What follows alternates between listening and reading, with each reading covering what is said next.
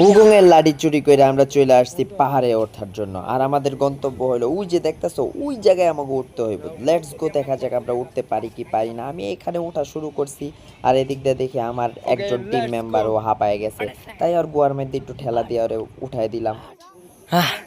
আমরা শুরু করছিলাম কতজন? 18 জন আছি আমরা, টিকে আছি হলো এই যে 3 জন, আমি একজন। আমরা 3টা বীর পুরুষ, সব হালার পুতেরা উঠতে পারে না, সব তেনায় গেছে। এতক্ষণ তো কইতাছিল উইটা ভাড়ালাম, এখন সব তেনা গেছে, হইয়া পড়ছে। আর উঠতে পারলাম না, কই চল ফেরত যাই।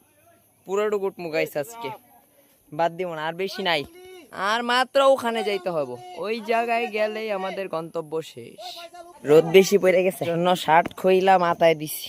চলো আর বেশি দূর নাই, আইছি তো বহুত দূরই, আরো আছে। বাবা রে বাবা, মানে হয় সচরাচর এমন, এটা এমন। এই দেখো অবস্থা, এটা কোন ধরনের সিঁড়ি? এমন ডাইরেক্ট এমন, এমনও না এমনও না এমন। মোবাইল নিয়ে তো ওটা যাবো না।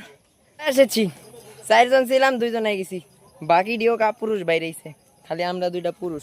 ফাইনালি আমরা চলে এসেছি। তোমার অনুভূতি বলো। অনুভূতি করা ফিল কোটি টাকার ভিউ। ফাইনালি দেখো, এত কষ্টের ফলটা তোমাদের দেখাই, দাঁড়ো এইবার দেখো। এত সুন্দর ভিউ দেখানোর কারণে লাইক শেয়ার সাবস্ক্রাইব করো, তাড়াতাড়ি like share subscribe. Success, finally উঠে গেছি আমরা। খাইছি